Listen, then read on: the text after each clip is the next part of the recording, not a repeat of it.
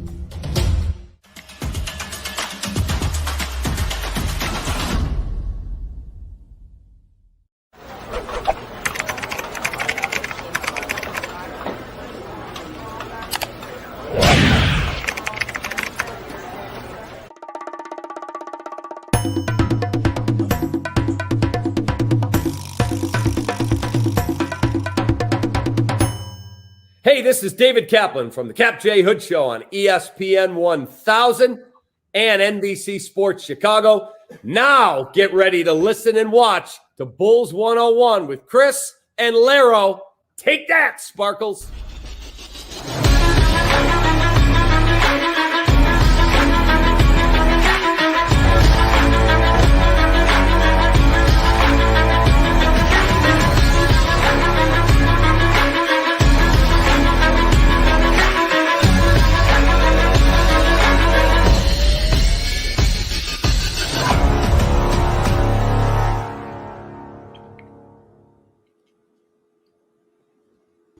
What's up and good evening, Bulls fans. This is Chris Amundsen here with my guy Larro Golden on the Saturday evening.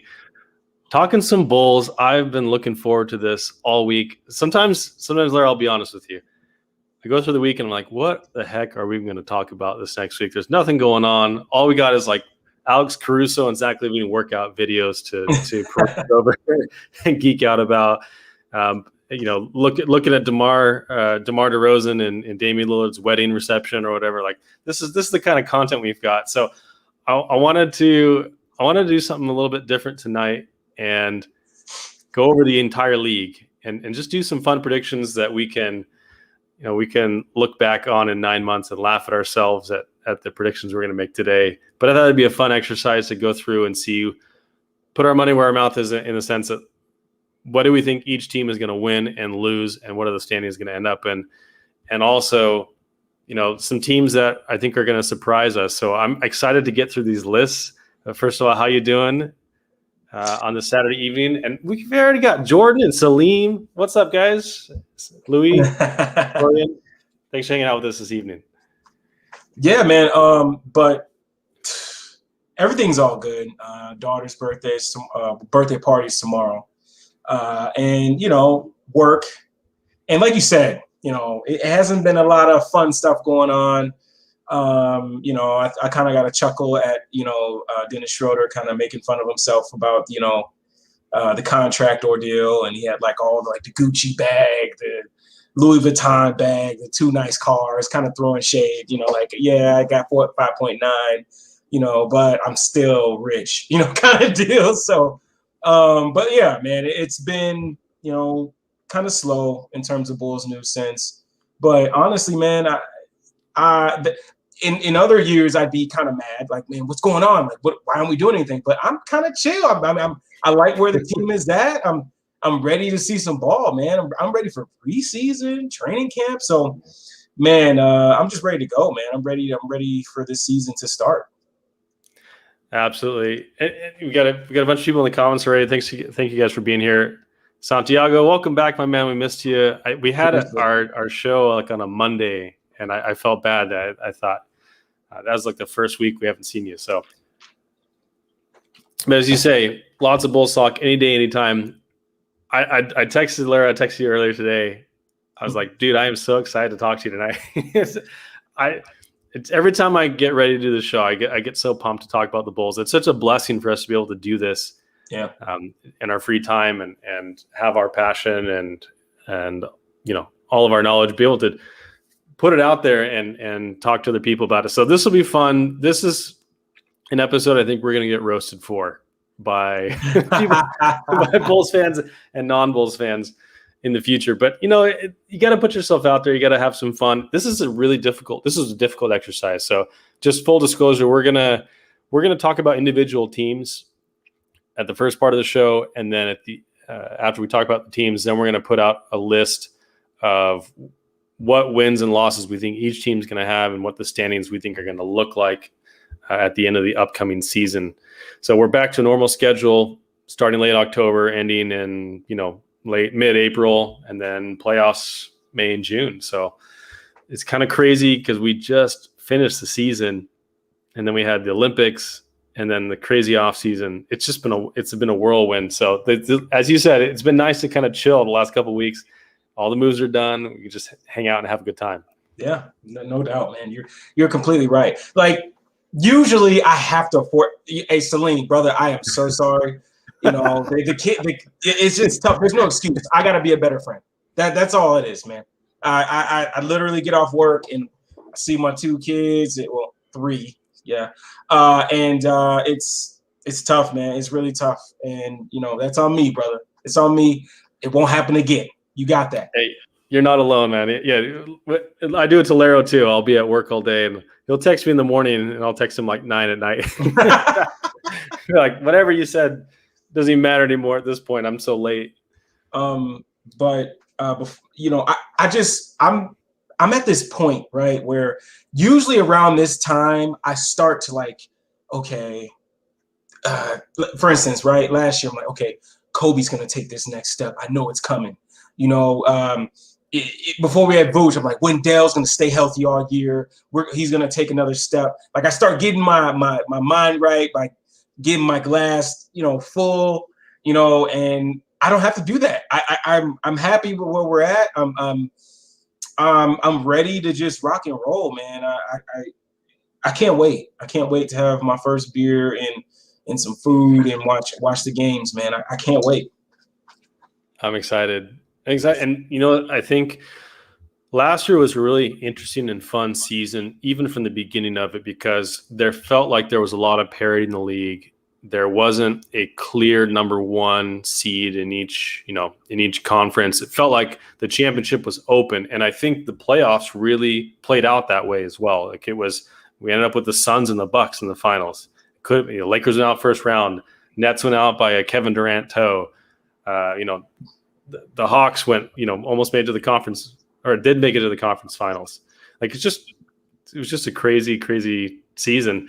I think this season, I think there's one specific team that has kind of put themselves out in front in my mind, but everyone else, I feel like there's a lot of chances for up and coming teams to make their mark this season. So for that reason, I think some of my standings are pretty close and tight in certain areas, and there's teams that kind of seem like they're in the same tier to me, versus others. But there's that one team, I think, and we'll get into it, but there's that one team I think that's a little bit further out in front, and if they're healthy, I have a hard time believing anyone else is going to win the championship. So, and they weren't in the finals this last year, so I'm pretty sure you already know who I'm talking about. But yeah, I wanted to talk about, Zach Lowe did this with Chris Herring. Love Chris Herring. Thank you, Chris Herring, for going on Zach Lowe's show and giving the Bulls some love.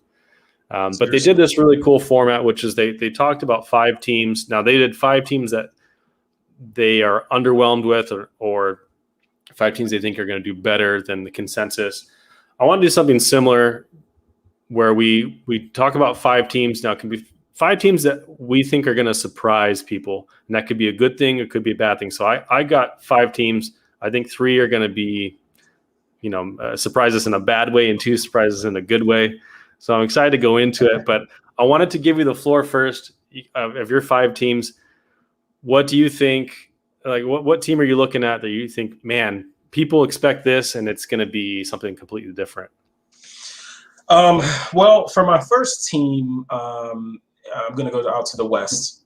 And I know that last season they got into the play-in, and a lot of people have kind of like fallen away from them. And Golden State, man, Golden State is a team, with the addition. Now a lot of my predictions, all of my predictions are as if everybody's going to be healthy, kind of deal.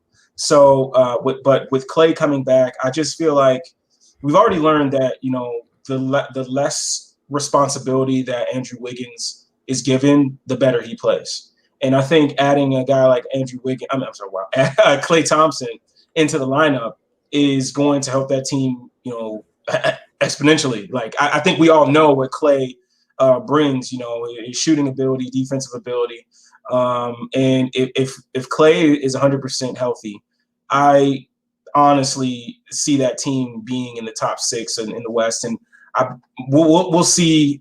We'll see where they're at in my rankings when we get to that point. But I think they're going to be a really nice team this upcoming season, and a team that you're gonna have to watch out for in the playoffs. I mean, when you have a defensive anchor in Draymond, and then you add the Splash Brothers back. And if Andrew Wiggins can continue to be a pretty good defender, man, like he was a pretty good defender last season, and still was able to score, I believe, 18 points a game, somewhere around there.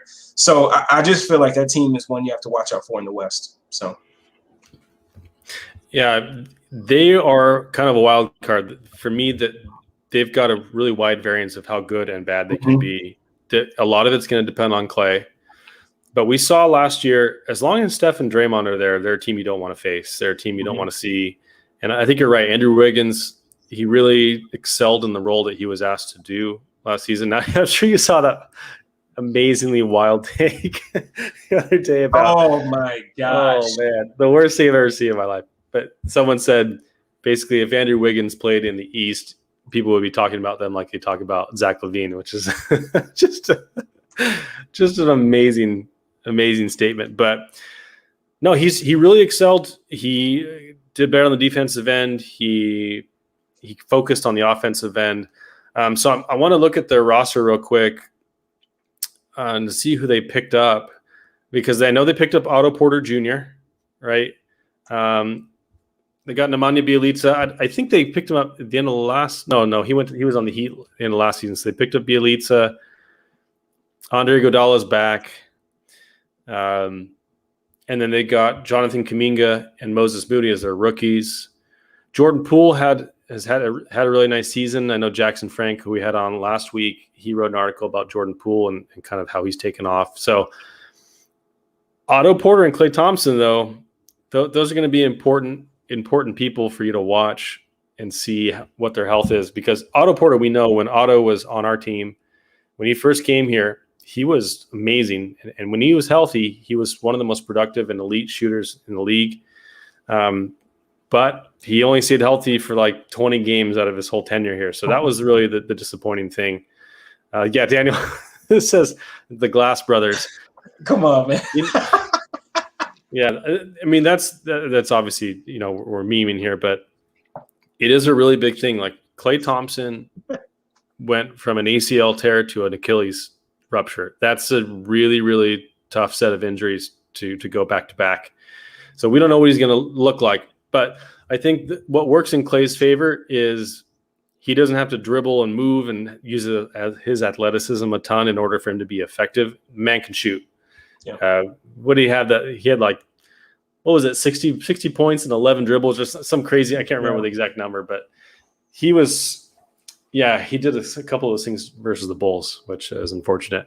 You just got to think of like the gravity that he's going to warrant, like the spacing him and Steph getting back to doing those split cuts, that and having Dre at the top of the key, like just he doesn't, like you said, he's not somebody that you throw him the ball like Kyrie. He's going to work off the bounce. Like he's never been that type of player. So if his conditioning is there and his leg is all good to go, man, he's just going to add so much to that team. And for somebody like Steph, man, that dude, man, last year put in a lot of work to get that team where they were, and adding Clay, his shooting ability, and hopefully, like I said, he's healthy enough to still be a pretty good defender. That team is going to be fun to watch, at least for me. I love watching Clay and Steph off ball. Like they move the ball, they move without the ball beautifully, man, and I can't wait to see that again. And I think Draymond's performance on offense is really going to be dependent upon how back Clay really is, because we see how well he works when you've got shooters with that kind of gravity that Steph and Clay do, and versus what we saw a lot more this year and the year before without Clay. And Draymond's offensive struggles, the fact that he hasn't been able to shoot and finish very effectively the last couple of years, have really stood out as a sore thumb. So that's going to be important to see. Also, I know Juan Toscano-Anderson was a really nice pickup for them. He's been shining. So they've got 5, 6, 7 good players, and if they get Clay back to 80% Clay, they're going to be pretty good. So yeah, I'm hedging on them a little bit, but I think the West overall got a little bit weaker this off season. So I think they have a chance to be not only play in like they were last year, but to secure a spot in the top 6. So anything else you want to talk about with the Golden State Warriors? Not really, man. I think I've hit most of what I wanted to talk about with them. Yeah, so I do feel like most analysts are all over the place with them. Like they believe a lot in their talent, but they're not sure about how it's all going to come together and if it will come together this year. So I think they're going to be a surprising team almost no matter what happens, just because their range, their variance here is going to be so wide. Yeah. So the team I wanted to talk about, let's see. Okay, I want to talk about a team in the Western Conference as well to start off. And this is a team that I'm a little bit worried about, and that's the Dallas Mavericks. So I don't know if you feel the same way as I do, but the Mavericks worry me a lot. A lot. Now, they did pick up Reggie Bullock, which I thought was a good move. I think he's going to provide a little bit more than Josh Richardson did. I mean, Josh Richardson had a really rough stretch with them. They got Moses Brown in that deal. He's still kind of a raw guy, but he's got some promise. But to be honest, their team really didn't change that much. Now, they kept Maxi Kleba, much to my disappointment. I was really hoping we'd get him in a Lowry deal. But a lot's going to depend on 2 factors for me. First is Kristaps Porzingis. See if he can bounce back and stay healthy, because I know he had some struggles in the Dallas Clippers series. But I think the Clippers were also pretty uniquely effective against against him. Like they were uniquely effective in taking him out of the game. I don't think most teams can do that, though. He's got a lot of talent. I know you're a big Kristaps Porzingis guy. I know you believe in him a lot more than other people do. But I think a lot's going to ride on his health this year and his growth and his connection with Luka on the court. So that's number 1. And then number 2, Jason Kidd. I just don't know. He doesn't have a great track record in the league. He didn't have a good track record with the Nets or the Bucks. Yeah. Obviously, there's some off-court stuff that's really concerning that wasn't really addressed. So, and getting a new coach, the new coach thing always puts a wrinkle into your offense and defense. Sometimes it becomes a really good thing, like Tom Thibodeau's first year took a team to that next level, and Steve Kerr did it with the Warriors. But it doesn't always work. Like Nate Bjorkgren with the Pacers, that didn't work very well. That that even though the talent was still there and in fact had improved from the year before, it didn't all come together, and that coaching change was a detriment. Yeah. We also saw with the Hawks this year when Nate McMillan came in to replace Lloyd Pierce, how they took off. So the coach is a big wild card here, and I don't have a lot of confidence in him off the bat. Luka's Luka. If Luka keeps improving the way he does, it may not matter as much as I'm worried about. But that's my concerns with the Mavericks. I still think they're going to be a playoff team. I think they'll be in that top 6. But I think they're going to have some struggles, and I think it's going to – I don't know. I think it's going to take some time to adjust to whatever Jason Kidd's going to have them run. Yeah, no, it's funny. Like you said, man, I'm not – like, obviously, I'm not a big fan of the coaching hire at all. But I just feel like Luka is the type of player that's going to mask his faults. I just think that Luka is just that good. And like you said, I'm a bigger fan of KP than most. And I just feel like, and you know what, it's hard to say this because he hasn't been in a while, but if the dude is healthy, like, he's a really damn good rim protector, when he's healthy. And if he can get back to that level, this team can go some places with his ability. And I wasn't a fan of how Carlisle used him in the playoffs. He kind of just sat him in a corner and he just made him like a floor spacer when I just really feel like there are some other things you can do with him. And maybe Kidd, who knows? I don't know. That's tough for you to say because he was really bad. But yeah, man. I mean, I'm a little bit higher on the Mavs than you, I think. But again, like, it's tough saying that when the coach is Kidd. And the Moses Brown signing, to me, well, they got him in trade, right? If I remember right. I think it was with Boston, if I remember right. He went to OKC to Boston and ended up in Dallas. He's interesting.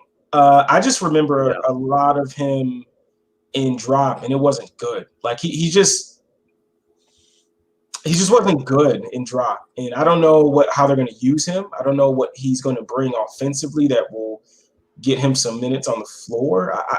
I'm very curious to see about the Moses Brown thing. Yeah, I mean, he's definitely still raw. He doesn't have the fine-tuned fundamentals that we'd like to see from drop coverage bigs.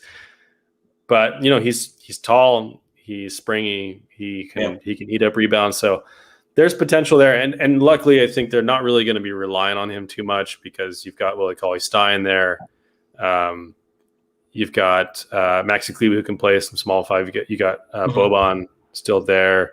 Dwight Powell. So they're not. He's not going to be a huge piece of the rotation, in my opinion. Right.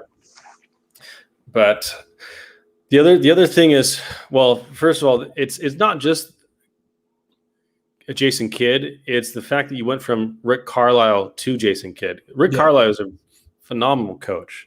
I mean, you want to talk about, he's like MacGyver.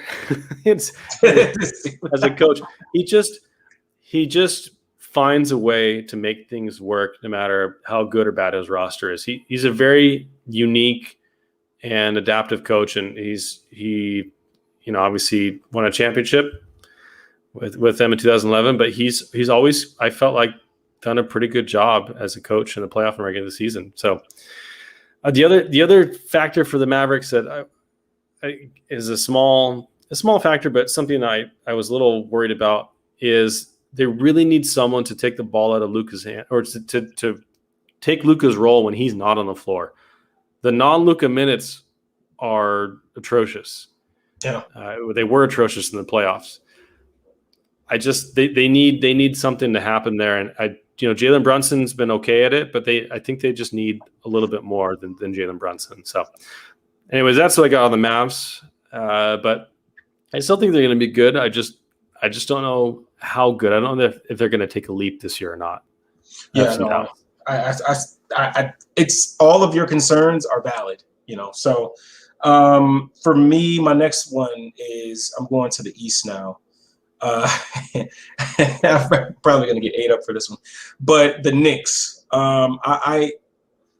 I look at that roster and I just really see how valuable Reggie Bullock was to that roster, because I'm trying to think, looking at the roster, I'm looking at who could be their point of attack defender, who's the guy that can guard, maybe they, I don't know what they're thinking, but I just don't see them having the same amount of success as they did last year.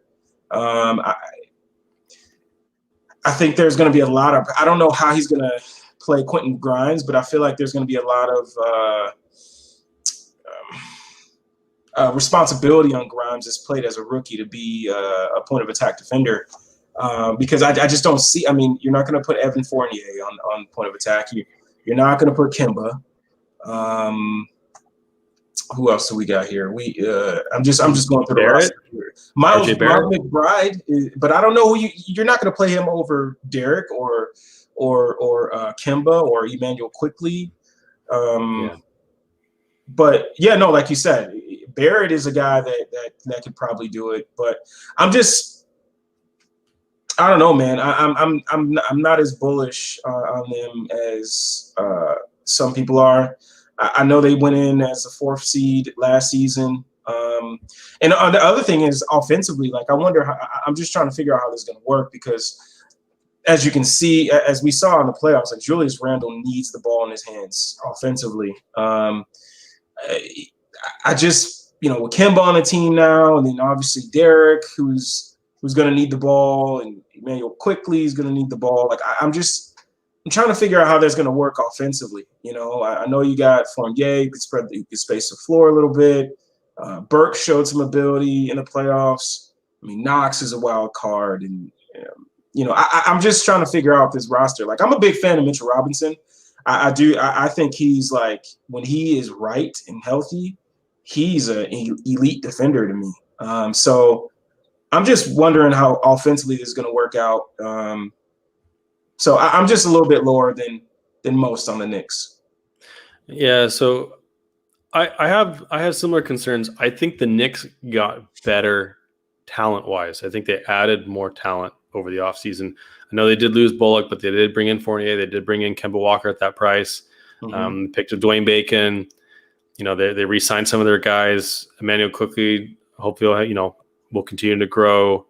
They got some of those new guys in there that I think, can help. Mitchell Robinson, if he's healthy, that's going to be huge for them. And obviously Nerlens Noel stepped in admirably. I've always liked Nerlens Noel. I would have loved him as a backup 5 here. That would have been really sweet. But apparently that's not going to happen, because he's an anti-clutch guy now. So and now the Bulls are clutch East, whereas the Lakers are clutch West. So welcome to the new era. Welcome to the era. I agree with you, though. I think that there are some offensive concerns there. Kemba can shoot fairly well. I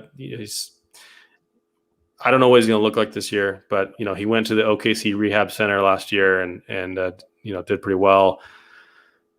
I don't, Fournier versus Reggie Bullock.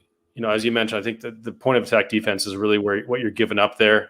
Obviously Fournier is a talented offensive player, but Bullock was a key factor in that defense. I have a lot of faith in Tibbs to put together a competent defense. I just do.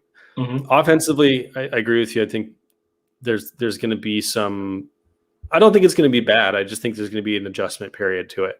Yeah. So I think the Knicks aren't going to finish as high in the standings, but they may have a similar amount of wins this upcoming year, because I think they added talent. The issue is the rest of the East and those people that were in that same kind of class, I think all got a lot better. The Knicks did get better, but I don't think as much as some of the other teams that we're going to talk about. So I agree with you on the Knicks. I'm not down on them. In fact, they were one of my teams. They were my 5th team, and I thought they'd be about the same as this last year as far as their overall record's concerned. The percentage of wins, I think, is going to be very, very similar. Let's see. I have another team, the Miami Heat. So this one, speaking of man, speaking of how it's going to work offensively, I'm not 100% sure about the Heat. I think their defense is going to be really, really good. No question. But, they brought in PJ Tucker, who is almost an offensive zero. They brought in Kyle Lowry, who's going to help, but he's going to be next to Bam and Jimmy. Jimmy, is a guy who has the ball in his hands a lot. I think it's going to be a great trio. I think defensively they're going to be fantastic. But Kyle Lowry also had kind of a down year last year. I know a lot of the Raptors did, but he's also 35. Like, if you have a down year at 35, the chances of you returning to form, they get less likely as you get older.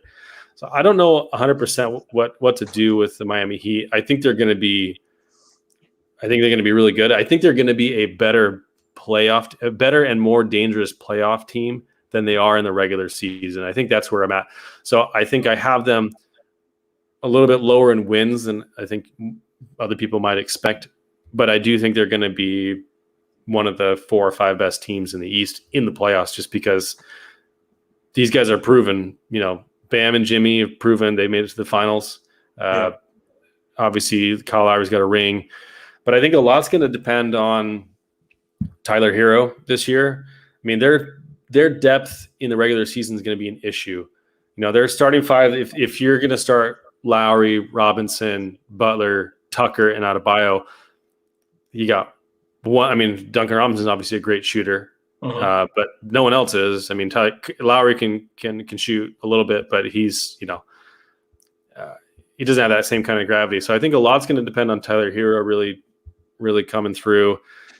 They also don't have a whole lot for ball handling outside of Lowry and Butler. That's a little issue too. I know Hero kind of handles a little bit, but I don't think he's at that spot. And then, I mean, their backups right now are Victor Oladipo, who I think would probably take on that ball handling role off the bench, but he's had a lot of injury concerns. He hasn't really come back to form. And then you've got basically Tyler Hero, Markieff Morris, Dwayne Dedman, and then Max Strus, who used to, Bulls legend Max Strus. But I don't know. I think they're going to be great defensively, but I think they're going to struggle to score. I think they might be, they're going to be below average, I think, offensively. And maybe that's even being a little optimistic. What do you think? Oh, wow. Yeah, no, you know what? It's funny is I have the Heat on my list as well, but it was actually for the, the opposite direction. I just that team to me, with adding Lowry and adding PJ Tucker to me is what's huge. Playoff wise, like you said, adding PJ, to be able to guard KD and I mean, obviously KD is you're not going to stop KD. You're just not. But to be able to have PJ who can guard him a bit and who's strong enough to handle his own in that little mid post area that KD likes to be in and make it tough for him. That's huge for them because now there's not a big of a burden for Jimmy to have to guard him as much. Obviously, you can switch and give him some different looks. Now with PJ there, you can switch. You can throw Jimmy at him here sometimes, but having Lowry who can hold his own and with Kyrie and now Jimmy can worry about James. It's just so many. Like I just feel like you said, in terms of defense in the playoffs, like I just feel like they're set up. Offensively is that's where the fun it comes in when you think about them.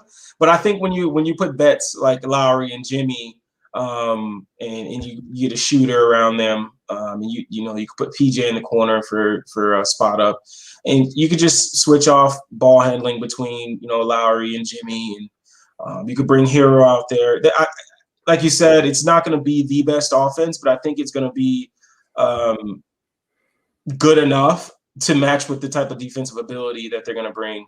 And I like them, man.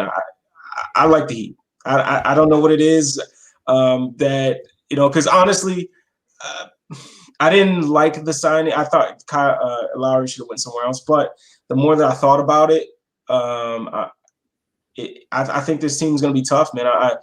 I really feel like, if you look at Tyler, like you said, if Hero can take another step, and if anything, I know we saw Lowry who was in the gym and got big for no reason, but Hero seems like he's been putting in the work, man. The difference between his rookie year until this summer, like you can see he's putting in the work. So if he's healthy, because that was the thing too that nobody really talked about last year, he was dealing with some injuries. So Yeah, if he's healthy and he can be the hero that was more so like the guy that was in the playoffs, I like them. I like them. I don't know how deep they can go, but I like them.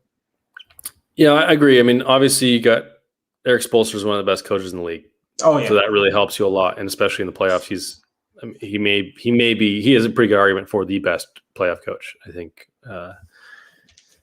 in the league right now. So, and their 7-8 man rotation. If you have your starting 5, and then you add in Hero, and if Oladipo is healthy, and if you can get something out of one of Markieff or one of Markieff or Dwayne Dedmon. I mean, you may not need a whole lot more than that. If you can get spot minutes from Max Strus, or they got this guy Yurtseven that they're excited about too.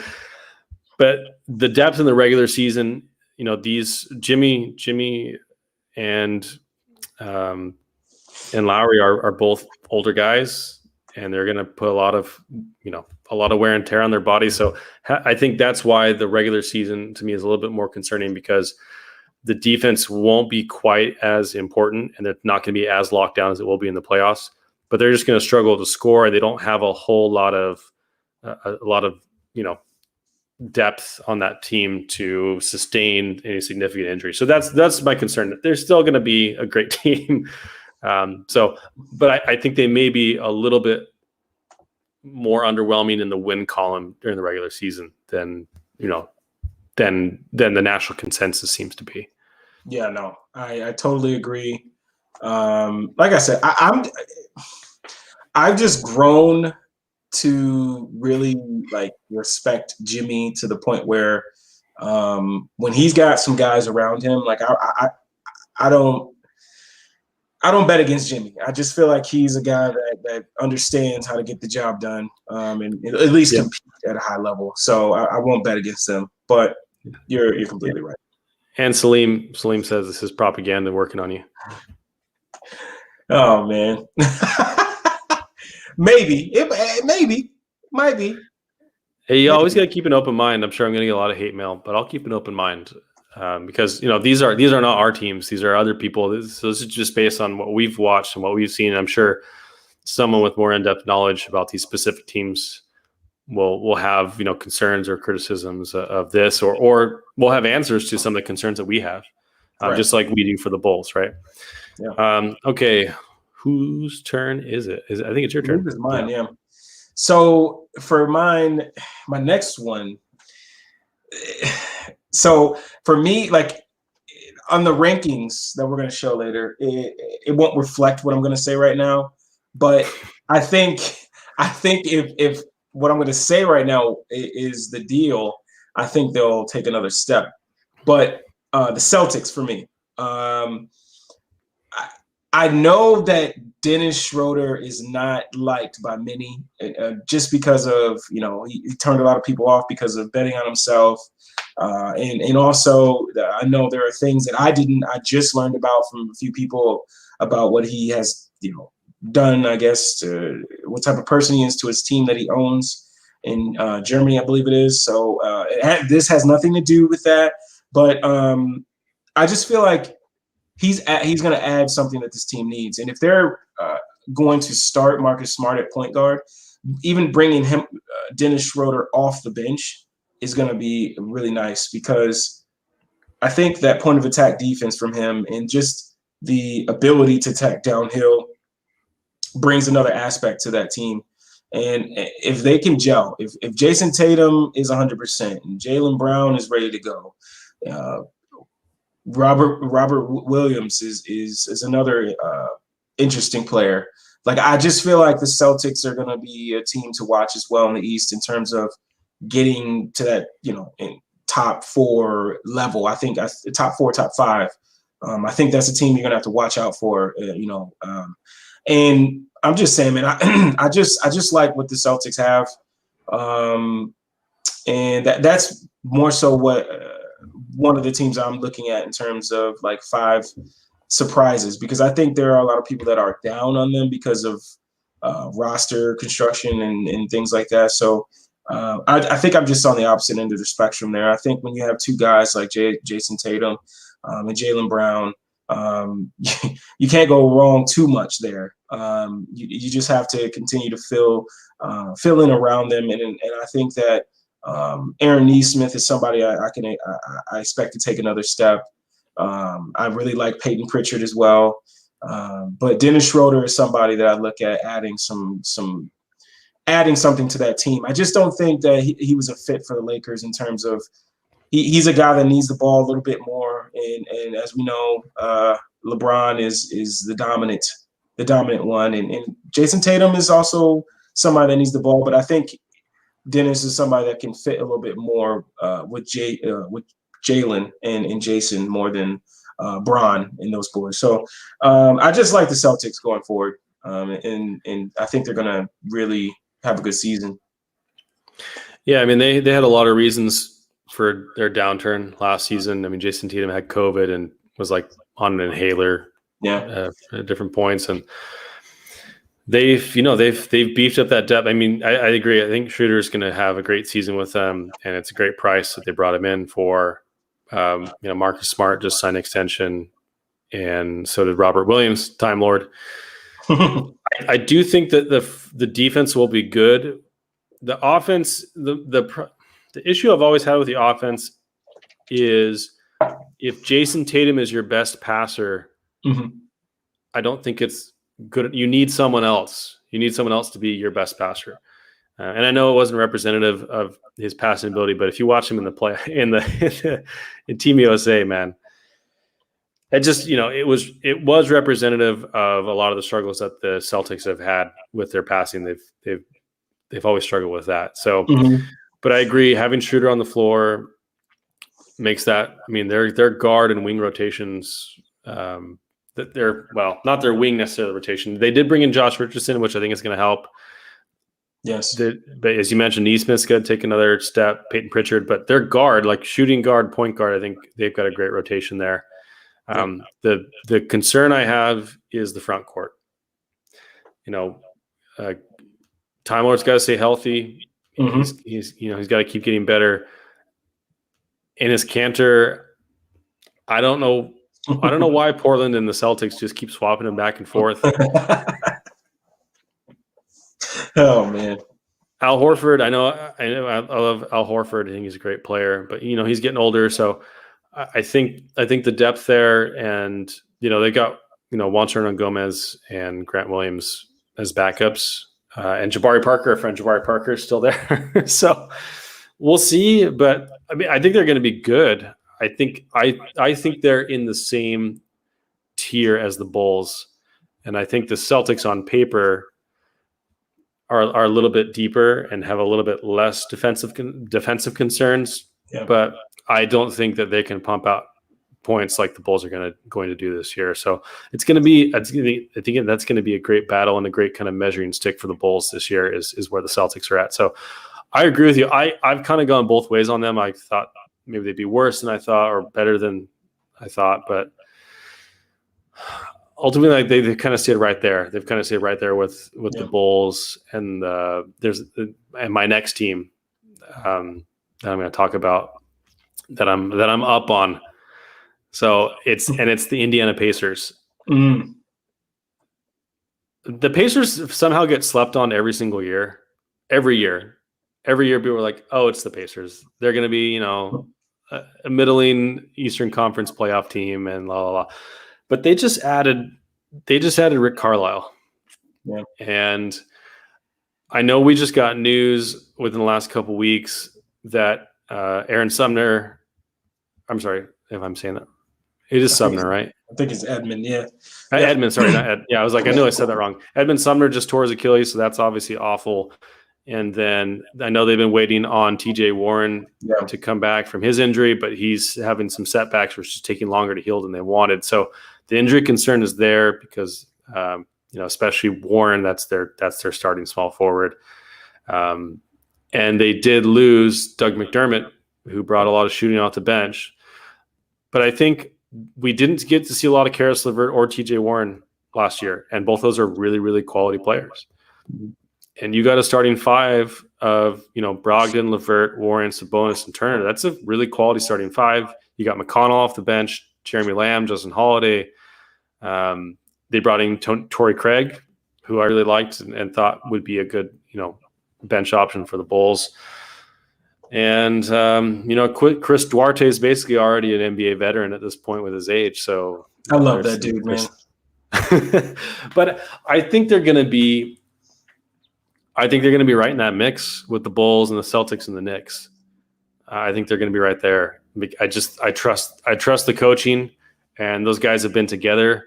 The core has been together for a few years, and they can play. I know they've been trying to trade one of Sabonis or Turner for as long as I can remember for some reason, but it's just a good quality, solid team. There's not a superstar or a rising superstar. I think, Sabonis is probably the closest you could get to that conversation, but they're just going to be solid again, and they're going to be a little underrated. So I don't know what you think about the Pacers, but that's kind of where I'm at with them. No, man, I love the Pacers. I just feel like when it's an upgrade. I hate saying this about my guy KP, but it's an upgrade going from KP to Domas, because Domas can do so many different things, man. Like he could shoot the three, but he's also somebody you can have be your hub, and he's a great passer, great rebounder. He lacks on the defensive end, but he's a great player. And then you add, you're gonna have a healthy Brogdon, you're gonna have a healthy Karis. Hopefully TJ Warren comes back. I mean, Miles Turner, rim protector.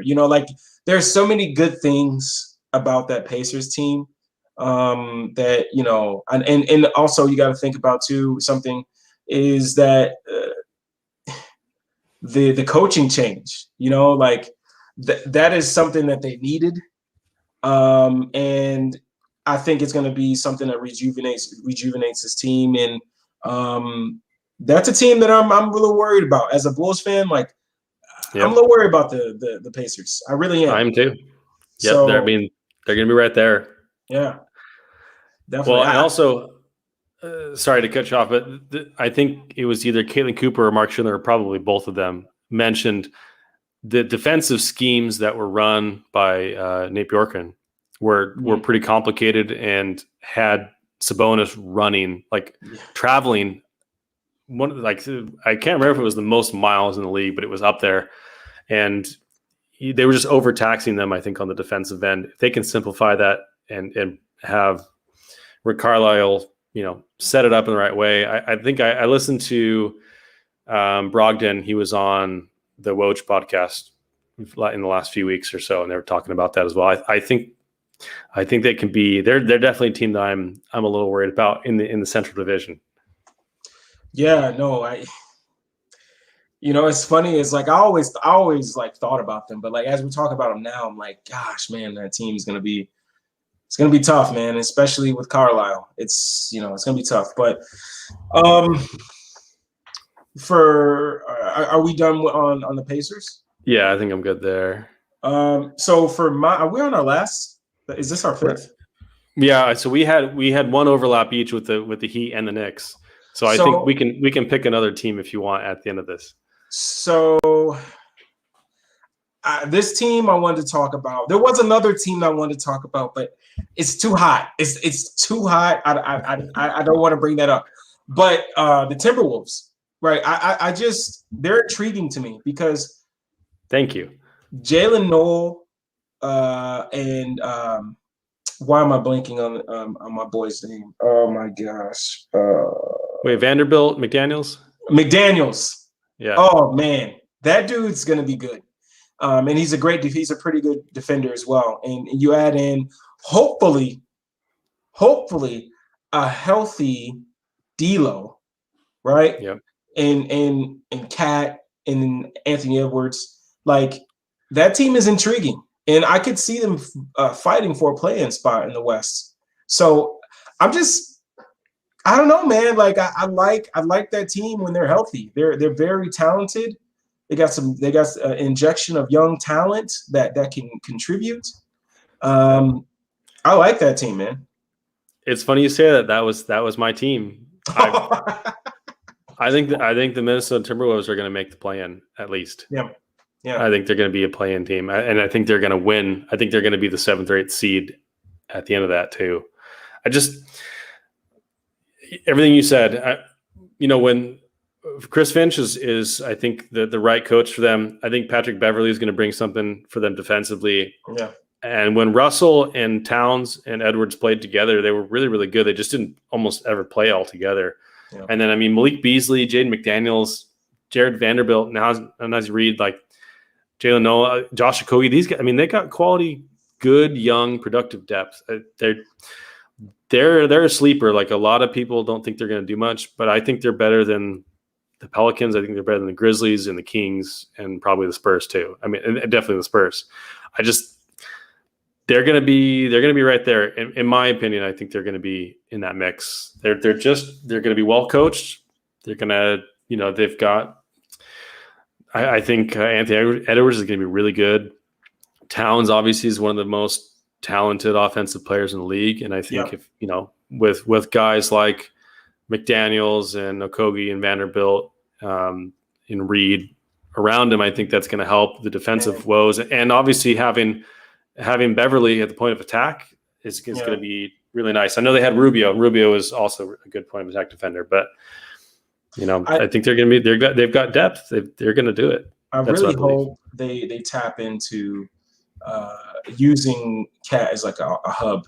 I really love what he can possibly do in that role, and he's shown in flashes like when they have used him in that role that he can be really, really fun to watch. And I love Cat, man. Like I'm a huge Cat guy.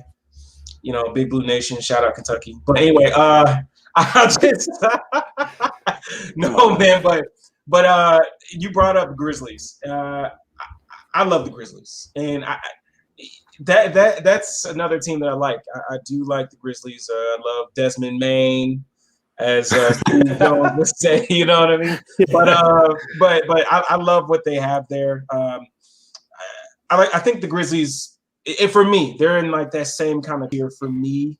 But that's just because I just like Taylor Jenkins. I love him as a coach. I love the long bench of guys that could, just be contributors. Obviously, Ja, if he takes another step. JJJ, if he can stay healthy. I just like what they can bring. That's where I am right now. All right, so I'm a little down on the Grizzlies, and here's why. I think they're really going to miss Jonas Valanciunas. Mm-hmm. I think Adams is – I've always been a big fan of Steven Adams. I always wanted him on the Bulls for a long time. But I think Valanciunas was just a better fit for that team. And the thing about the Grizzlies is they have like 13 to 15 quality rotation players, but they need to consolidate that talent, and they keep putting it off, and every offseason move was just kind of the continuation of having just having guys on the roster. And it doesn't make a lot of sense to me. Maybe they're trying to push for something big. And Morant's going to get better. I like John Morant a lot. Dylan Brooks has showed that he's been better than his reputation, I think, at times. Yeah. Slow-Mo's good. I still believe Jaren Jackson Jr. I still believe that he's the best big in that draft, even though Ayton just had an amazing season. I still believe in Jaren Jackson Jr. a lot, but he hasn't been able to stay very healthy, and he's had his own struggles.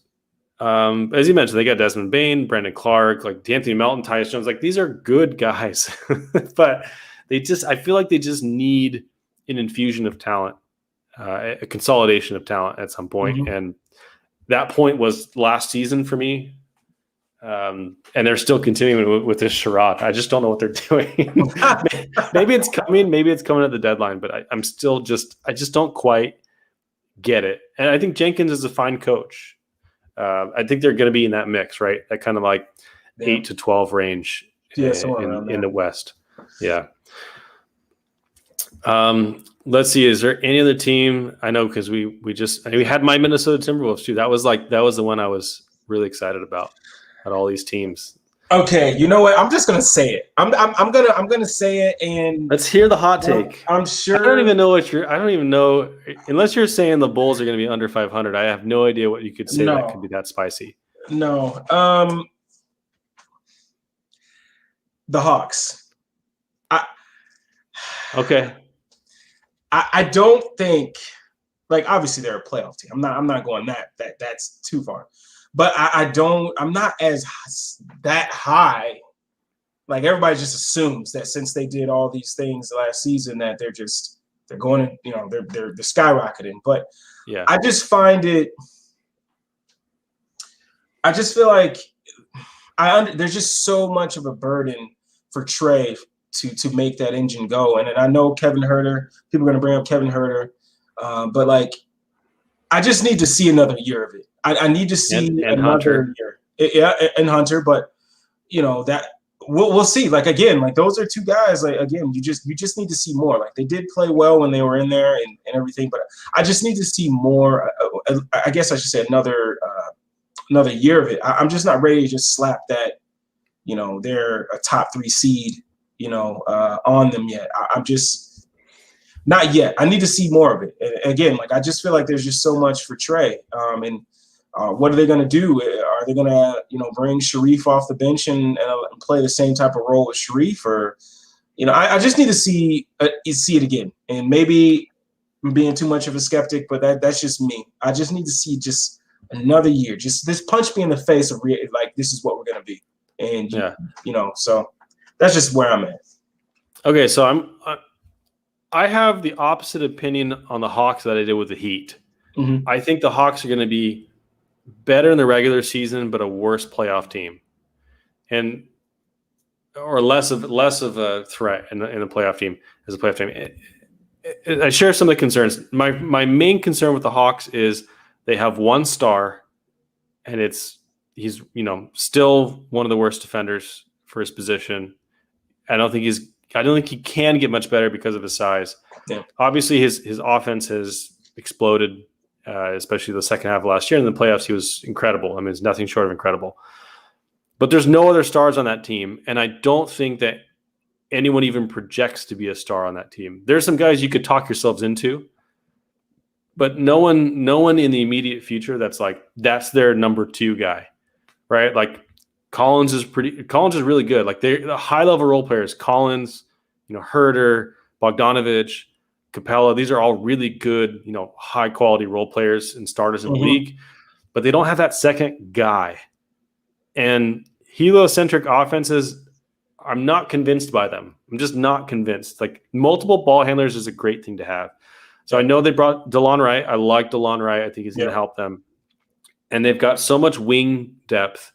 And as you mentioned, Herter's really, really good. DeAndre Hunter's good. Cam Reddish, had some moments, and if he can stay healthy, if those guys can all stay healthy, I think that they've got the depth and enough talent around Trey for Trey to be a sufficient offensive engine and for them to rack up the wins in the regular season. So I think they were at like a 46, 47 win pace. If you convert it to an 82 game season, I think they're going to do a little bit better than that this year. So even though the rest of the East got better and they didn't improve their roster really significantly, I do think, they did bring in, they brought in my favorite guy, Gorgie Jang, to be a backup for Onyeka Okongwu. So they've got the depth. I think their regular season is going to be good. I think they're going to be, I'll reveal it soon, but I've got them ranked 3rd as far as the seedings because I think they're going to have a good regular season record. But I don't think that they are as threatening in the playoffs I don't think they're going to go as far this year as they did last year. And I don't think they're going to be as threatening in the playoffs. I think other teams got better, and I think teams can plan for Trey on the defensive end a lot better than they did in in the last playoffs. They're not going to be caught by surprise again. Yeah. Now everyone knows, right? So they got to prove it again. I'm not a huge doubter of them. I just think they've got to prove it, and I think there's some limitations on the talent of that roster overall. They're really deep and lots of quality players, but they don't have that second guy. And Trey is just so limited on the opposite end that he's never going to be that two-way star that you really need. Now, his offense is so good it may not matter, like Dame, right? Like Dame is a horrific defender, but he's so good offensively that that he's carried his teams anyway. But that's my concern with the Hawks. So I'm kind of with you. I don't think it's that hot of a take. Larry. Thank goodness. No, I guess it's another thing too. Is like with the way that Nate McMillan used Trey and just really bought into him being, like you said, that heliocentric offense. I think a lot of teams, I think he kind of lucked out, in terms of, playing teams that he could rest on the defensive side, the ball. And I don't know what teams are going to do. Maybe they just won't focus much on that because it's the regular season. But I mean, I just wonder like how teams are going to start playing this team with more tape on how they're going to play going forward, and things like that. But like, again, like you said, you brought up players like Bogey and Kevin Huerter. Those are guys that can, also run some pick and roll and get their own shot. And so, I mean, it's just more so for me. Like I need to see the people are just handing them, that they're going to be, I just need to see it. Like I just need to see it. That's all it is for me. I just need to see it again. And you're right about the teams that, I mean, they played the Knicks. You could hide him on multiple guys. They played the Sixers, who you could hide on multiple guys. If they run into the Nets or the Bulls, or the Celtics, it's going to be a lot harder for them to hide guys, to hide Trey on a guy like the Bulls starting line. Who do you hide Trey on? Patrick Williams might be your best bet, and then Patrick Williams is going to have a field day in the post with him. So I think that they can suffer a little bit from what the Bulls did with Derrick Rose as their main offensive hub in the playoffs, which is if you shut down Rose or if you shut down Trey, you're going to have a lot harder time scoring. And if you can shut him down on offense or limit him on offense and make the other people work in pick and roll and beat the ball handler, and you can't hide Trey on defense, I think in a playoff series, it's going to be a lot tougher for them, to make it that far. So, yeah, I mean, I know our friend Andrew Kelly is going to ban us for this conversation, but yeah, but it's true. I mean, all about him. I don't blame he's him. all about the Hawks. Yeah, I mean, we are. But this is why fandom is fun, right? We're all in on the Bulls. I think the Bulls have a lot of talent, but the Bulls have to prove it too, right? You talk about the Hawks having to prove it. The Hawks have proven a lot more than the Bulls have. Yeah, they can. It's more so. Well, here's the deal: is like, obviously, we can't say, we're going to be this and that because we haven't done it. But I just, for me, I think it's just more so the Twitter world, the Twitterverse, like just seeing all these takes, man, and I just need to see it. I really do. Like, I just, we haven't had the team, to really compete at that level in order to really talk trash, but like, I just need to see some of these takes, that's all I'm going to say. I just need to see it again. Like, I need to see if this is for real. I don't want to just throw this out there, but like this new, the new rule in terms of fouls, like is he going to be as effective as getting to the line, without that, now, and I just need to see what it's going to look like because, I don't know, man, like, yes, obviously team, you can on paper, right. And you can say, oh, they have the wing depth, they have, the guard rotation, all these things, but like you have to see it. Like, Are they going to be a complacent team? Are they going to be, a team coming in think they're just going to steamroll guys? And I just need to see like what the mentality is going to be. I need to see if they're really built, to continue to be a powerhouse. So that's just all I'm saying. Like I'm not saying well the Bulls are going to be they're going to be the top 3 seed, and the Hawks still got to prove that they can still be. No, I'm being realistic. Yeah, so they got to prove it. And this is why predictions they're fun, right? We're going to be wrong on a ton of things, which is it's just the nature of predictions. I mean, you got draft people who spend zillions of hours pouring over each prospect, and you've got all 30 teams doing the same thing, and they still blow it all the time. Like it's just the way this kind of business goes. So this is definitely not our usual style of an episode. Like we're usually very fact and evidence and analytics based stuff, and like what we've actually seen. This is all conjecture. So, but it's fun. It's fun to kind of think about where these things stack up and where things, because I didn't talk to you about this before, so I didn't know what you thought about the Hawks or the Heat or the Knicks or the Timberwolves. I didn't know you were as high on the Timberwolves as I was, So it's kind of fun to find out that, a basketball mind that I trust and respect, has some of the same opinions as me. So that's kind of fun. Santiago had a good question here. He says, I wonder where you guys might rank Billy Donovan amongst the East's coaches. Ooh. This is tough. I would say not super highly, actually. So, I mean, I don't know, like if we run through the playoff teams in the East, right? They were, Nets, Bucks, Hawks, Sixers. He's not high. Celtics. He's no, he's not higher on that. I mean, that list, right? Like, I don't know a whole lot about Steve Nash. Exactly. Like, he's kind of a wild card, but I would say Bud is better. And I mean, obviously Spo's better. And I think now the Celtics have Ime Udoka. He's a new coach. So I would, there's some questions there. Yep. I'm surprised, actually, I forgot to mention that when we talked about the Celtics earlier, that, that new coach, it could be a bump, or it could be, Brad Stevens could be, that franchise coach that you let go into the front office and then your team falls apart. Who knows? I think it also too, not to cut you off, my bad, man. No worries. But like if you got thinking about it, overall coach or defensive coach, I think where he would rank highest is if we were talking about like a defensive coach, but schematics, ATOs. He's not going to rank that high. He's not. So I think he's a good defensive coach. I think he's definitely in the top half of the league in defensive coaches. And I think, so Salim said he's better than Doc Rivers. I think I would probably,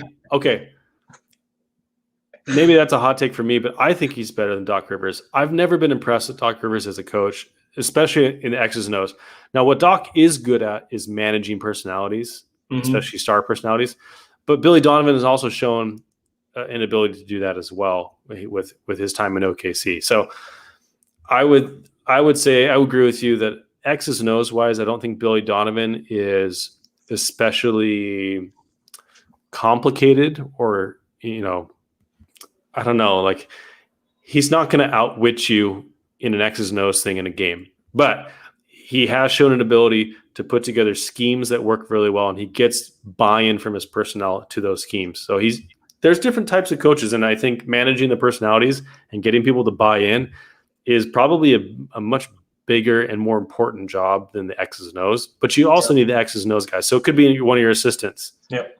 Assistant coaches that really shines on that. But Billy has never been, the ATOs has never been his strength. No.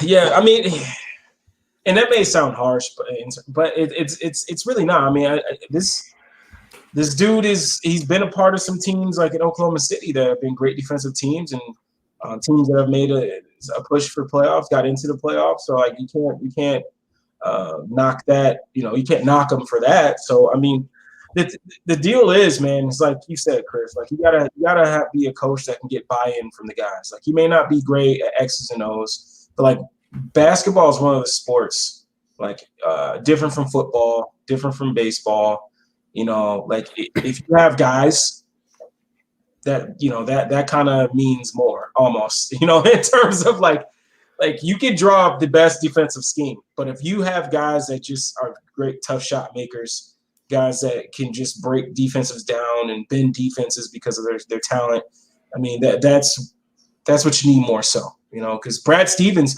he may be a hell of a coach, but if he's running around with Ty Lue's and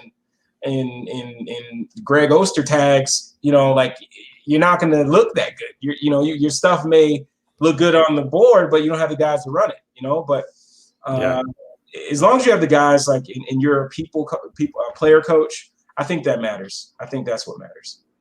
Yeah, I don't think Billy is going. I'll say this: I don't think Billy is going to be any sort of significant detriment to our ability to compete in the playoffs. I know his playoff record has not been sterling, but in my experience watching him coach this last year, I have confidence enough that he's going to put guys in positions to succeed, and they've got talent. I don't think he's going to be a detriment.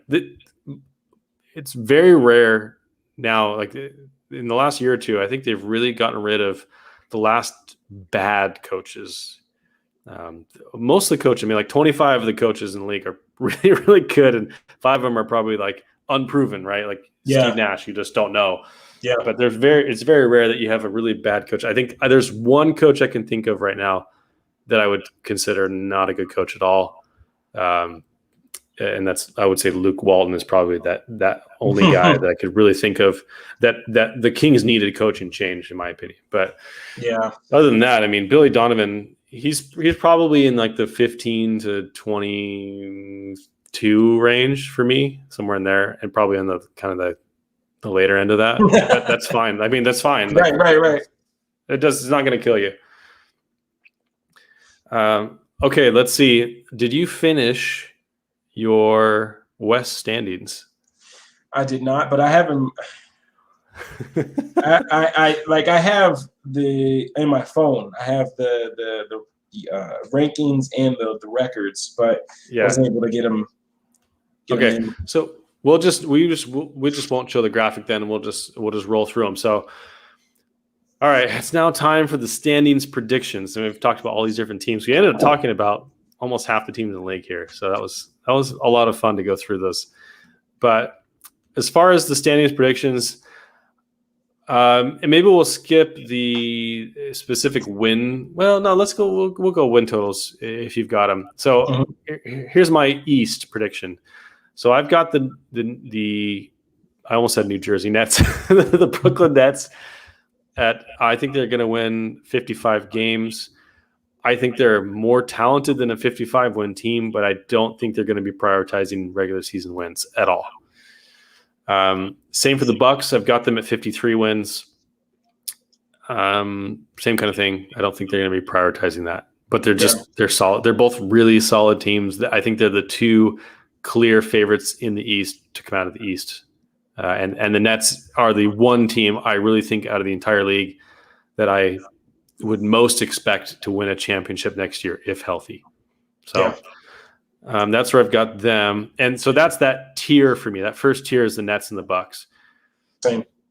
And then my second tier, I've got the Hawks in third, and I've got them at 49 wins. I've also got the Sixers at fourth with 49 wins, and I've got the Heat fifth at 48 wins. These three teams are my next tier because they are more proven playoff teams that should have, well, at least the Heat and the Hawks should have better health or records or both. The Sixers were the number one seed in the standings. I have them a little bit lower, and I probably I wouldn't argue if I had them fifth instead of fourth here. Mm-hmm. Just because, in fact, I think I had them fifth and fourth, and I think I swapped them at the last minute because of the Ben Simmons thing, personally. Yeah. So that's where I've got them. So, and then my next tier, I've got the Bulls at 48 wins, the Celtics at 47 wins, the Knicks at 46 wins, and the Pacers at 45 wins. So I did not have a lot of separation between these, but I just thought, as far as the talent's concerned, that's the order I would put those teams in: Bulls, Celtics, Knicks, Pacers. And I think I might even put the Pacers over the Knicks just because I do believe in Rick Carlisle's ability to get. The thing is, I believe in Rick Carlisle as a playoff coach more than I believe in Tibbs, but I believe in Tibbs's obsession for regular season wins more than I believe in Carlisle. So that's where I've got those. So those are my. And then my other play-in team is in the Wizards. I've got at 39, with the Hornets 11th at 38 wins, Raptors at 34 wins. So those 12 teams, I think, all have a chance to make the play-in. Like, I think that the Raptors and the Hornets they could surprise us and beat out one of these other teams for those last spots. Yeah. But I do think that, because this is a Bulls podcast, I do think the Bulls are clearly better than the Wizards, Hornets, and Raptors. Yeah. I don't see them sliding into that tier unless there's some serious health concern.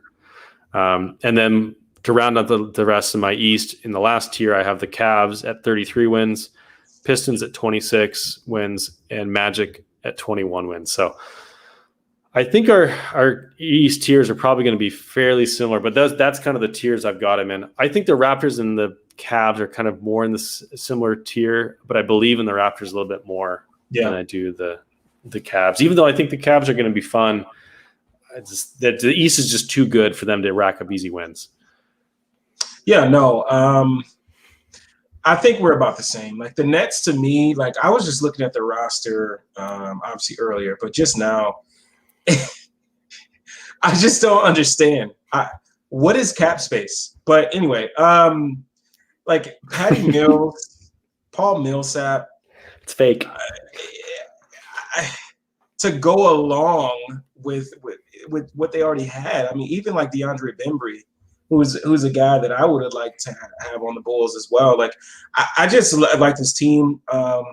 Like, even, anyway, yeah, so I got them at 57 wins. I could see them easily getting 60 if they really were healthy and they cared about it. Then I have the Bucks. Same, I believe 53 wins. This is where we differ. I have the Heat as a third seed with 50. I have the Hawks with just under, maybe about the same, 50 or 49 wins. 76ers after that, 48. Then I have the Bulls at 47. Celtics at 46. Then I have the Pacers, 45 wins. And then the Knicks with 44 wins. I kind of switched those up.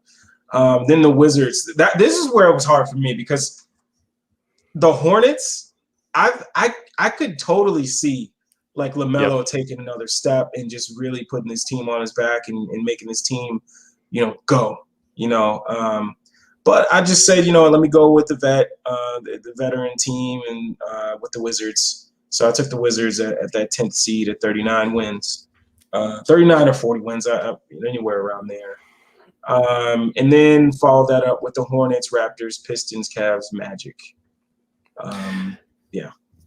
I think we're pretty close, even though you've got the Heat at 50 wins. We both got the Hawks at 49 wins. So I'm 2 wins less than you on the Heat, 1 win more than you on the Sixers, and then one more each on the Bulls and Celtics. And then, you've got the Pacers and Knicks swapped. As I said, I could see those going either way with the Knicks and the Pacers. And I could see it going either way with the Bulls and the Celtics too. Exactly. So the East is tough, man. The East is tough. It is. If the Pacers ended up being the 4th seed, would that blow your mind? Probably not. No. There's gonna be a couple teams that are really disappointed in their seeding this season, because someone's gonna end up. I mean, between the Hawks, Sixers, Heat, Bulls, Celtics, Knicks, Pacers, Wizards, Hornets, Raptors, only 4 of those teams are going to be in the playoffs for sure. Yeah. And also, that's crazy. Something that just popped in my head. Are they really going to be doing these mid-season tournaments? I hope not. It sounds really dumb, but I guess there's some prize money. Oh, what's up, Grant? Just saw your message. Welcome to Oakland Bulls 101. What's up, brother? It's now past midnight. It's now Sunday morning for you guys in Chicago. Yeah, Salim's right. Bulls in 4. That's all that matters. O'clock, baby. But I could totally see the Bulls having a great regular season record. And just really, because their talent offensively, I can't think of a trio outside the Nets that has as much offensive firepower as DeMar, Levine, and Vooch. Like other than the Nets, and like maybe like the Nuggets, if Murray's healthy and MPJ takes another step, I could think they might be another trio. But man, the Bulls are going to have a smoking offense this year. It's just a matter. I think they might have a slow start getting it together, but if they can get it together early, they're going to be really good offensively, and I think defensively they're going to be just fine. So. All right, so that's the East. As we're going to go over the West now. So if you guys in the comments have any reaction to the East that you want to talk to us about, or any questions about what we said, let us know. All right, so here's the West. You want to go first with the West since I did the East first? Sure. Let me pull it up here. So I went Jazz for. I got them at the 1 seed with 52 wins. And then I went with the Suns, 51 wins. Lakers. This is where I struggled because I shouldn't say I struggled, but I thought about the Nuggets because if Murray is healthy, and I like the trajectory that MPJ is on, signing Aaron Gordon, extending him. Having him play the 4, I really like the Nuggets. But I went with the Lakers because honestly, they're old. They may be old. That may LeBron James. They may all need AARP cards soon, but or right now. But these dudes, if they could. They buy in and they just do what they're good at. I mean, this team's going to be something to watch. But so Lakers had them at 47 wins, Nuggets at 45 wins at the 4th seed, at the Mavs at the 5 seed with 45 wins. Then at the Blazers at 43 wins as a 6th seed, the Warriors just outside. And I could see the Warriors and Blazers just battling all season for that 6th seed. The Clippers at 8, 38 wins. I had the Grizzlies at 9 with 35 wins. Pelicans at the 10th seed with 34 wins. And I actually might switch them with the Kings because I think I like the Kings a little bit better. But so Kings at the 10th seed, Kings at the 11th seed at 33 wins, Pelicans at 34 wins, my bad. The 12th seed is the Timberwolves at 33 and 49. But as we talked about before, the Timberwolves are going to be a little bit higher on my list coming into the season. Wait a minute. You've got them at 12th, though? Yeah, well, this is like before I really talked about it with you. I talked myself into them being a little bit higher. Because as we started talking, I started to think about it. I'm like, yeah. But this is my list I did earlier today. I think the only difference would be the Timberwolves would probably be a little bit higher. I probably have them at the 9th seed. Move the Grizzlies down to 10. Pelicans to the 11th.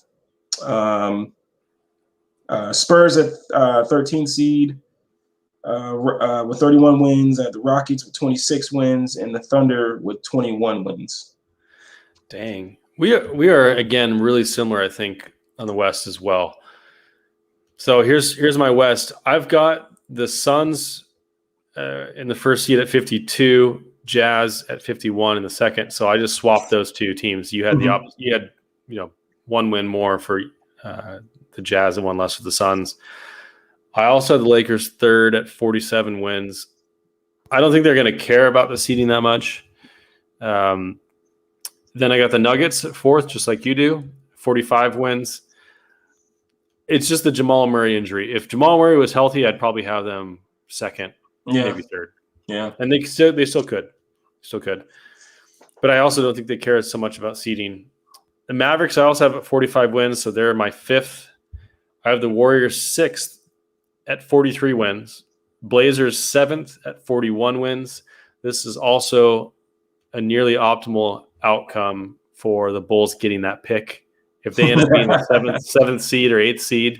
So I made them the 7th seed so they have a chance. Even if they blow the first game, they can come in and slide into that 8th spot and give the Bulls like the 15th pick in the draft. So I'm stoked about that. That's a good pick to have in this upcoming draft too. And then I've got the Clippers 8th. And this one was really hard for me, the Clippers. So I've got them at 38 wins and 44 losses, which is an under 500 team. I don't know about that. Yeah. I could easily see them being over 500. But that would mean some of the teams really going to have to drop. So that may be where the Warriors step in. And if they're not that great, they end up being 38 wins or something. Or the Blazers implode halfway through the season and blow it up or whatever. Something like that. But I feel like the Clippers are going to have a rougher season. I just don't know what their record's going to be specifically. Yeah. All right, now here's where I took the leap. I have the Timberwolves 9th, and they're only at 35 wins, but they're 9th. Mm-hmm. So then that play in, and then I got the Pelicans at 10th with 34 wins.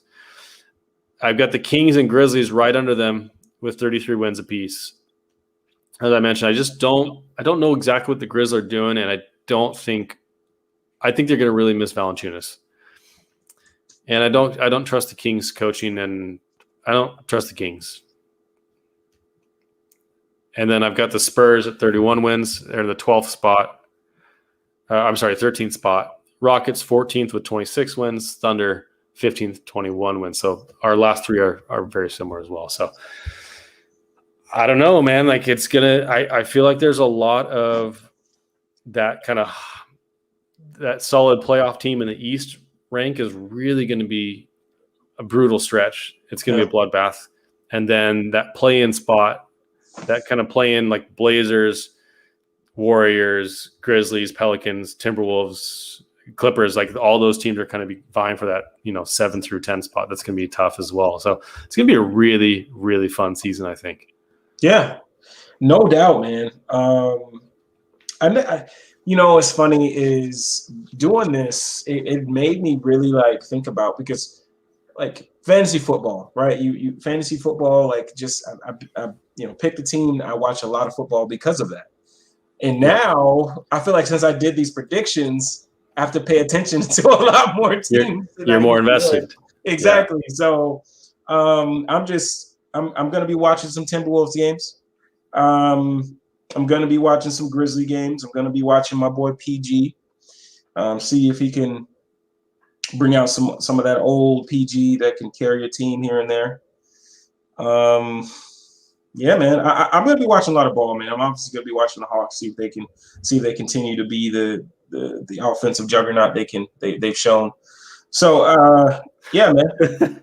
So what's the team you are not going to watch? It's like zero chance you're going to watch X team.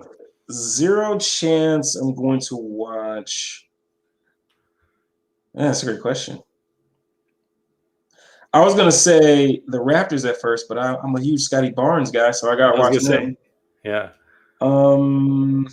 Rockets, I was going to say, but then I thought Jalen Green and oh my gosh, Shingun, Yeah.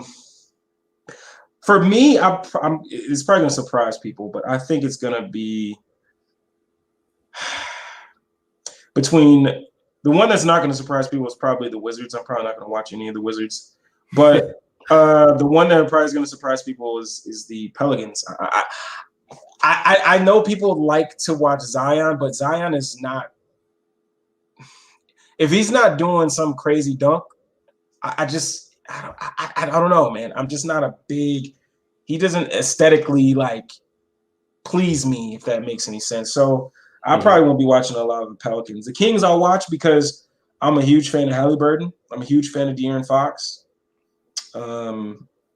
Yeah, so I would have to say it'd be between the Wizards and the Pelicans. For me, man, I don't think there's any chance I'm watching the Lakers this year.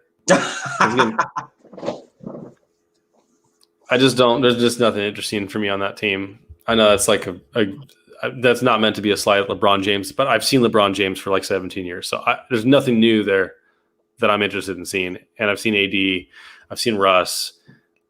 I don't know, like other than maybe like see how Malik Monk's defense looks. I don't know. That's probably the extent of my Lakers fandom this year.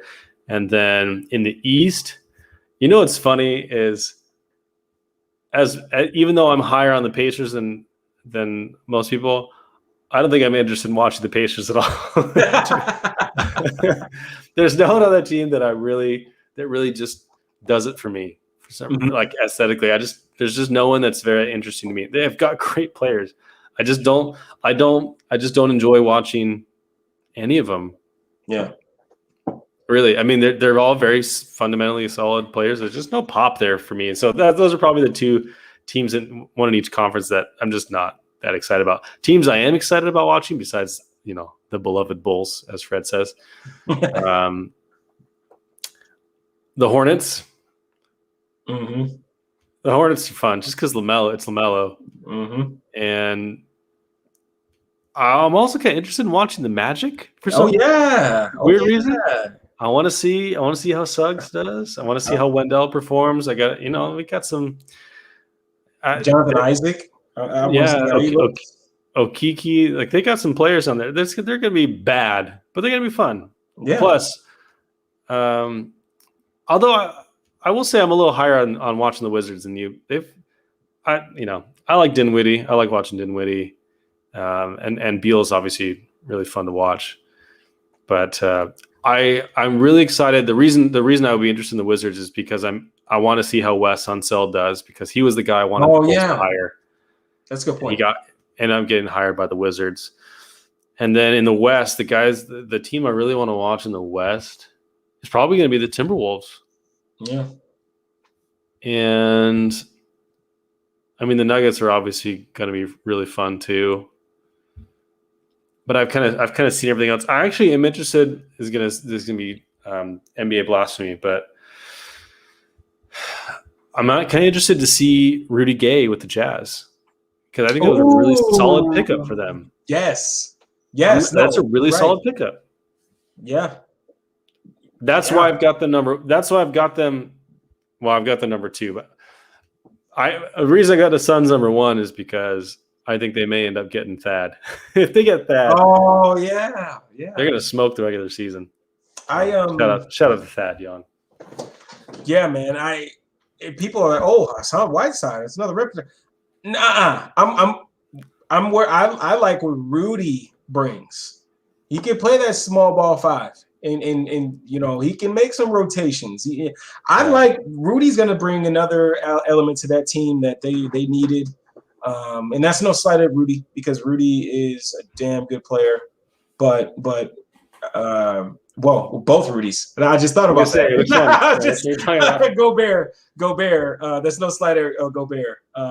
But Rudy Gay is going to be a huge piece for them, I think. So, yeah, it's going to be a really fun season. It's going to be a really fun season. Yeah, so, I can't wait. Well, this is a fun exercise. So next week I think we're going to have a really fun discussion next week. We're going to talk to someone you guys will know, but we'll save it for later in the week. But we're going to go through some Bulls predictions. So we're going to get down to some predictions for the Bulls next season. And I can't believe it. Training camp starts in 10 days. Man, 10 days. I can't wait.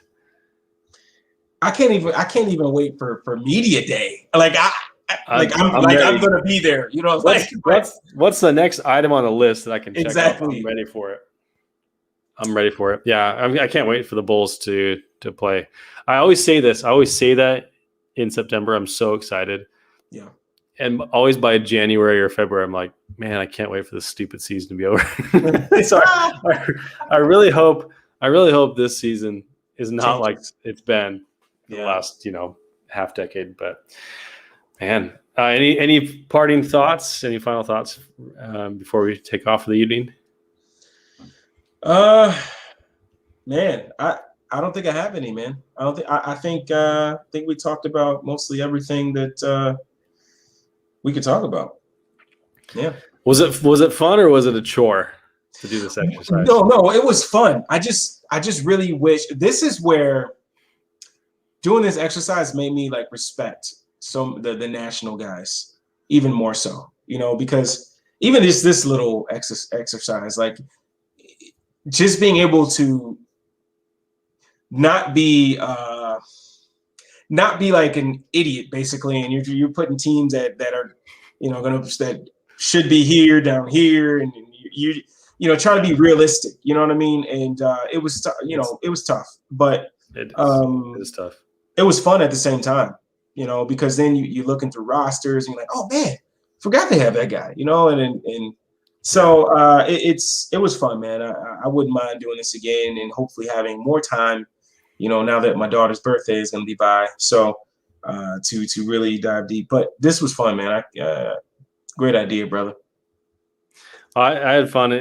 You're right. It's kind of like that fantasy football thing. It gets you more invested in people's successes, and it helps you kind of understand the difficulty of predicting this kind of stuff. There's a lot of good teams, and no matter who you put where, someone's going to be pissed that you overrated them or underrated them, or you didn't consider this, didn't consider that. So I'm sure we won't get hate mail because we got the coolest followers ever. But it was really fun, and hopefully we'll be able to look back on this at the end of the season and take a look at these predictions and see how they panned out.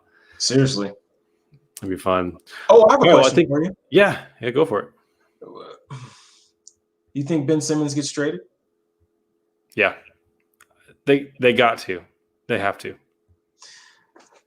That would probably shake up some things. I think it would be for the worse as far as the seeding is concerned for the Sixers. I think they might drop down. I could see them as a 6th or 7th seed because of that. But Joel Embiid is Joel Embiid, so who knows? Yeah. But Simmons is a really important piece of that team, and I don't think anything that they get back is going to be an immediate improvement, unless they get even if they got CJ McCollum or like D'Angelo Russell, or I would love to see him in the Blazers, man. On the Blazers, I really Simmons. Would. Yeah, man, I really would. That would help the Blazers for sure. But I mean, if it was CJ McCollum for Simmons, yeah, that'd be really fun. That'd be really fun. I was listening to a Blazers space, and all the Blazers fans were like, "No, they don't want him." And I come on. I was like, guys, this is going too far. I understand he had a bad season, bad playoffs, but come on, this is going too far. This is like the Dennis Schroeder stuff, right? Because Dennis Schroeder wanted millions of dollars. Now everyone thinks, he sucks, and we wouldn't want him on the contract he just signed with us. I would love to have him on this contract he signed with the Celtics. 5.9 MLE, brother, please. Thank you. Come on, man. Exactly. I'll pick you up from the airport. Exactly. Come on, man. Hey, I got you. How many bags you got? No matter. I got them. Oh, yeah. All right. Here we go. Well, we appreciate the comments, Tony. We'll be here for a long time if Larro has to get in some Ben Simmons talk. But I do think he'll be traded. So we'll see what happens. We got a couple weeks to the season starts, and we got more content coming up. We got some great guests coming up. I'm so excited. Even before we start the season, we're going to have some great guests. So we will see you guys again a week from now. And unless some crazy news happens that requires an emergency podcast, we'll probably see you next Saturday. So, all right. Peace, guys. Thanks for watching Bulls 101.